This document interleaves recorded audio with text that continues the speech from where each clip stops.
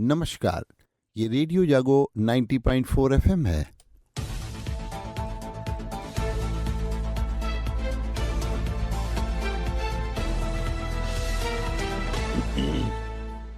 अब आप अभय शंकर गौड़ से आज की हलचल सुनिए। तो आइए सबसे पहले बात करते हैं सांसद खेल प्रतिस्पर्धा महोत्सव को लेकर के। तो हरदोई के स्टेडियम में इसका शुभारंभ किया गया हरदोई के संसद सदस्य जयप्रकाश रावत ने। और खेल स्पर्धा में मानसिक और शारीरिक क्षमता बढ़ने में ये बड़ा प्रेरणा का काम करता है। ये बात हरदोई के संसद सदस्य जयप्रकाश रावत ने की।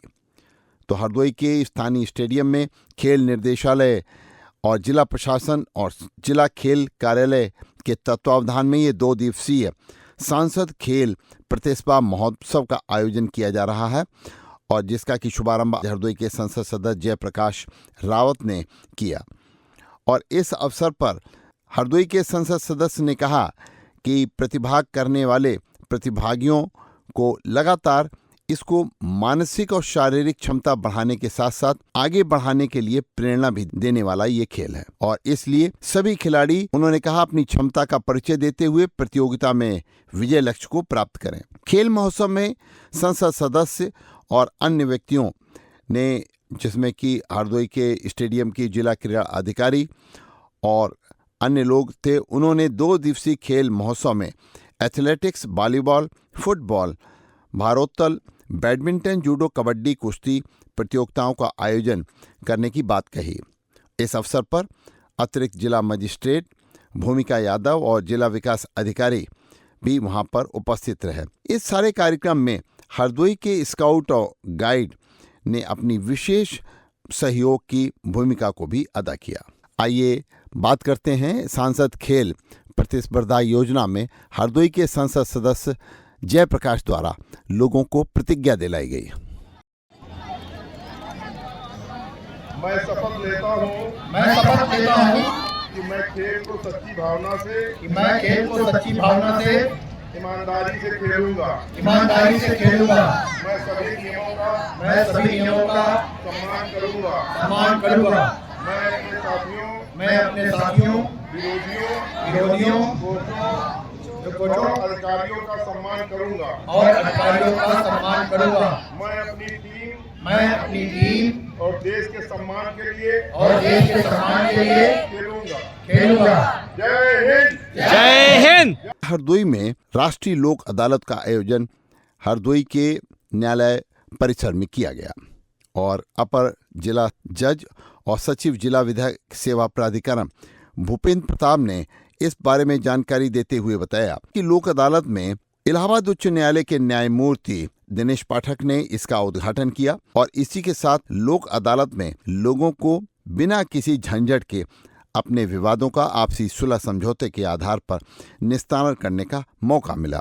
तो लोक अदालत में हरदोई जनपद की न्यायाधीश और अध्यक्ष जिला विधिक सेवा प्राधिकरण श्रीमती रीता कौशिक के साथ साथ अन्य जजों ने आज हरदोई में जो वादकारी आए, खास तौर से बीमा कंपनियों और जो अन्य वादों के निपटारा आपसी सुलह समझौते के आधार पर कराया। तो लोक अदालत में विभिन्न न्यायालयों में जो लंबित 7,542 मुकदमों का निस्तारण भी किया गया।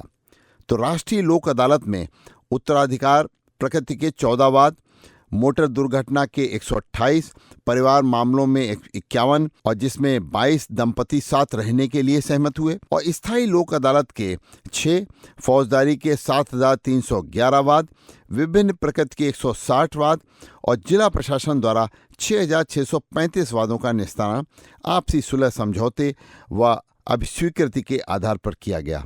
आपको बता दें कि आज की इस लोक अदालत में मोटर दुर्घटना से संबंधित वादों में जो है वो 4,78,75,000 रुपए की धनराशि प्रतिकर के रूप में पीड़ित पक्षकारों को भी दिलाई गई।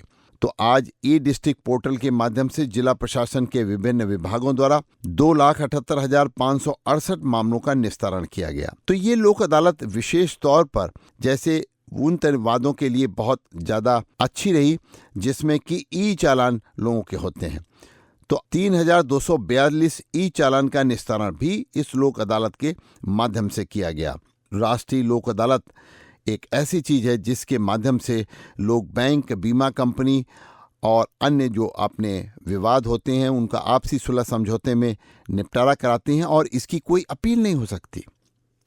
आइए बात करते हैं उत्तर प्रदेश में भारतीय जनता पार्टी के नए प्रदेश अध्यक्ष बनने की राह में पंकज चौधरी का नाम बिल्कुल अब खुल के सामने आ गया है, क्योंकि पंकज चौधरी जो कि केंद्र सरकार में राज्य मंत्री भी हैं, संसद सदस्य भी हैं, अकेले उन्होंने भारतीय जनता पार्टी के उत्तर प्रदेश के प्रदेश अध्यक्ष के लिए नामांकन किया। जब नामांकन का समय खत्म हो गया तो अब औपचारिकता होना बाकी रह गया उनके नाम की घोषणा के। पंकज के अलावा किसी ने नामांकन ही नहीं किया है, तो पंकज चौधरी के नाम की औपचारिक घोषणा हो सकती है।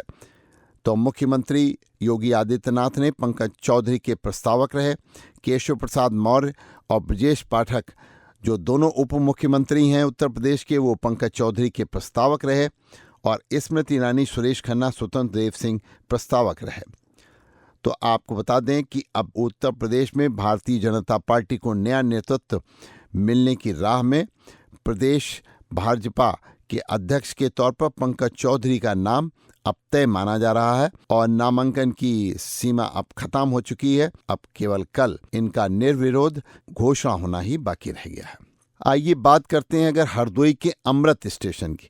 हरदोई के स्टेशन को नाम दिया गया है अमृत स्टेशन बनाने की व्यवस्था का, लेकिन अगर वहां देखा जाए जाकर के तो अमृत तो कहीं है ही नहीं, चारों तरफ विष ही विष दिखलाई पड़ता है।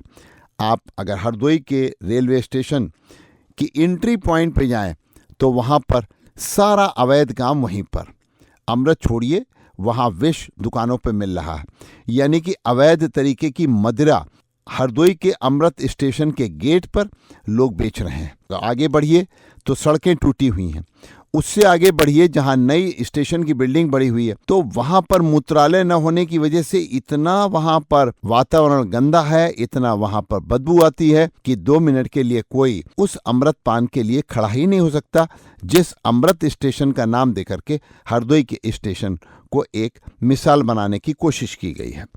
तो हरदोई स्टेशन अव्यवस्थाओं का बड़ा एक स्टेशन है जहां पर गंदगी का साम्राज्य है, चारों तरफ वहां पर अव्यवस्थाओं का आपको सारे चारों रास्ते दिखलाई पड़ रहे हैं। तो हरदोई के रेलवे स्टेशन पर जाने से पहले गेट से ही अव्यवस्थाएं आपका स्वागत करती हैं। आइए बात करते हैं कुछ IAS अधिकारियों के स्थानांतरण को लेकर के, क्योंकि राजेश कुमार जो स्थानांतरणाधीन मुख्य विकास अधिकारी चित्रकूट हैं, वो अब अपर मुख्य कार्यपालक अधिकारी यमुना एक्सप्रेसवे औद्योगिक विकास विभाग बनाए गए हैं।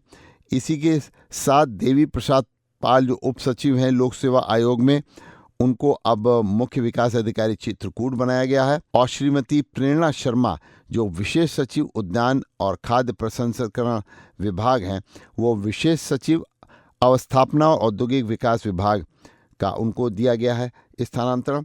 इसी के साथ TK शिशु विशेष सचिव कृषि उत्पादन आयुक्त को अब वर्तमान पद के साथ विशेष सचिव उद्यान और खाद्य प्रसंस्करण विभाग का भी चार्ज दिया गया है।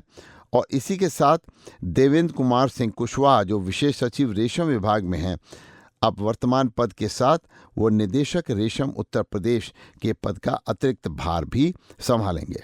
तो आइए इसी के साथ अब बात करते हैं आज एक और नई बात की। हरदोई के लोगों का नाम लखनऊ तक और पूरे देश में पहुंचाने के लिए कुछ लोग जाने जाते हैं, लेकिन आज उस कड़ी में एक नाम और जुड़ गया है, वो है डॉक्टर वंदिता मिश्रा का। डॉक्टर वंदिता मिश्रा पेशे से तो वो डॉक्टर हैं, लेकिन उनके शौक में वो लेखक हैं और एक राइटर होने की वजह से उन्होंने एक पुस्तक लिखी है बैटल ऑफ लैंड्स, यानी कि आज भूमि के कारण जो आपस में सामंजस्य परिवारों का बिगड़ रहा है, जो आज सामाजिक परेशानियां पैदा हो रही हैं, इस बात को लेकर के उन्होंने एक बहुत बड़ी किताब लिखी है और इस किताब के ऊपर लखनऊ में व्याख्या हुई है मेटाफोर लखनऊ लाइटेस्ट की ओर से, और जिसमें आज नवभारत टाइम्स के संपादक सुधीर मिश्रा द्वारा उनसे जो चर्चा की गई है, आइए हम आपको सुनाते हैं बैटल ऑफ लैंड्स की। इससे पहले हम आपको बता दें, ये जो लखनऊ में कार्यक्रम हुआ, इसकी शुरुआत उत्तर प्रदेश के उप मुख्यमंत्री ब्रजेश पाठक द्वारा दीप प्रज्वलित कर शुभारंभ किया गया और उसके बाद नवभारत टाइम्स के सुधीर मिश्रा द्वारा डॉक्टर वंदिता मिश्रा से उनकी पुस्तक बैटल ऑफ लैंड्स के बारे में चर्चा की गई। तो आइए सुनते हैं ये विशेष चर्चा। मुझे लगता है कहीं ना कहीं हम गलती करते हैं। हम अपने बच्चों के लिए कहते हैं अरे हमने अपने इतना एक घर बना दिया, ये बना दिया, अब हमारे बच्चे आराम से रहेंगे। लेकिन ये जो बच्चों को हम आराम देने के बारे में सोचते हैं वो दरअसल हम उनके लिए गड्ढा खोद रहे होते हैं। क्यों नहीं आराम देने के बारे में, और हम क्यों सोचते हैं कि हम अपने बच्चों के लिए करें। हमने अपने लिए किया, बच्चे अपने लिए करें। ये एक अगर हम बच्चों को ये थॉट देंगे कि बच्चे खुद अपनी जगह बनाए, खुद अपनी चीजें बनाए, तो मुझे लगता है कि वो ज्यादा बेटर सिचुएशन होगी। बच्चों में थोड़ी सी इनसिक्योरिटी रहनी चाहिए कि नहीं पापा कुछ नहीं देंगे, पापा ने पढ़ा लिखा के बड़ा कर दिया, अब हमें अपना खुद करना है। तो अगर इस तरह से कहीं ना कहीं पालन पोषण में हमेशा से जनरेशन पीढ़ियों से हम गलती करते चले आ रहे हैं कि हम अभी धर्मेंद्र ने कितना अच्छा काम किया। धर्मेंद्र की जब डेथ हुई तो उनकी जब वसीयत मिली तो उसमें ना उन्होंने जो पंजाब की अपनी गांव की जमीन थी, ना उन्होंने बॉबी को दिया, ना सनी को दिया, ना ईशा को दिया, ना और दूसरे बच्चों को दिया। उन्होंने अपने भतीजों को दिया जो वहां गांव में बचपन से रह रहे हैं और गांव छोड़ के कभी गए नहीं। तो ये एक अच्छी बात है ना कि बाकी लोग सब सक्षम है, तो ये दिल बड़ा होना कि भतीजा भी मेरा ही बच्चा है, इस तरह का बड़प्पन अगर लोगों में आए तब ये चीजें खत्म हो सकती। वरना मुझे तो लगता है कि ये जो बैटल ऑफ लैंड है हमेशा ही चलता रहेगा। सर, एक by the end of the story मैं आपको बताती हूँ, जब मैं इसमें लिख रही हूँ स्पिरिचुअल और इमोशनल जिक्र आते हैं जिसमें कि एक सुसाइड भी है। ऐसा कुछ इसमें थ्रिलर नहीं है तो जाहिर सी बात मैं आपको बता सकती हूँ। एक सुसाइड भी है जिसके बाद जो सुमेधा होती है वो यही होती है कि मतलब बहुत सब कुछ चल रहा है। जब उसको वो सुसाइड की खबर मिल रही है, वो अपने हस्बैंड से चिक चिक कर रही है, झगड़े हो रहे हैं, प्रेशर कुकर की सीटी आ रही है और बीच में एकदम से उसकी बहन का फोन आता है कि सोनू ने सुसाइड कर लिया है और वो इसी की वजह से कर लिया है। तो जहाँ पे उसके अंदर से एक आवाज़ निकलती है और वो कहती है कि उसको प्यासा की पंक्तियाँ याद आती हैं कि ये दुनिया अगर मिल भी जाए क्या है ये, so what even if we get this world. तो इस पुस्तक की लेखक हरदोई के डॉक्टर राजेंद्र दत्त मिश्रा, जो कि हरदोई के बहुत ही प्रख्यात चिकित्सक हैं, उनकी पुत्री डॉक्टर वंदिता मिश्रा जो इस पुस्तक की लेखिका हैं बैटल ऑफ लैंड्स की, उनकी पुस्तक का विमोचन के साथ साथ आज लखनऊ में नवभारत टाइम्स के एडिटर द्वारा उसकी व्याख्या और उसका विश्लेषण उनके साथ चर्चा के दौरान किया गया। तो आइए हरदोई के लोग किस तरीके से आगे बढ़ रहे हैं ये हमने आपको एक मिसाल दी और उसी के साथ बात करते हैं खेती किसानी की। किसान आजकल परेशान है यूरिया खाद को लेकर के, क्योंकि यूरिया खाद की बाजार में अनुपलब्धता की वजह से किसान इस समय अपनी गेहूं की फसल की पैदावार बढ़ाने के लिए चिंतित हैं। गेहूं की फसल जिस समय पहले पानी लगाने के बाद किसानों को यूरिया का छिड़काव करने की आवश्यकता पड़ती है, उस समय बाजार में यूरिया जो है वो सरकार द्वारा घोषित दरों से कहीं ज़्यादा रेट पर मिल रही है, अनुपलब्धता उसकी है। यद्यपि सरकारी आंकड़े और सरकारी जो लोग हैं, अधिकारी हैं, वो यह लगातार दावा करते हैं कि यूरिया बाजार में पूरी तरीके से उपलब्ध है, लेकिन कहीं ना कहीं ये इसमें खेल है। और वो खेल ये है कि सरकार इतनी व्यवस्थाएं करती है, उसके बावजूद किसान को उसकी खेती में गेहूं की पैदावार इस समय बढ़ाने के लिए किसानों की चिंताओं को क्यों नहीं कोई एक रास्ता मिल रहा है। और वो रास्ता बाजार में जब वो जा रहे हैं तो उनको यूरिया की अनुपलब्धता से पता लग रहा है। आइए बात करते हैं राज्य सरकार द्वारा किसानों को तकनीक, योजनाओं और आधुनिक खेती से जोड़ने के उद्देश्य से सरकार किसानों के द्वार किसान पाठशाला का शुभारंभ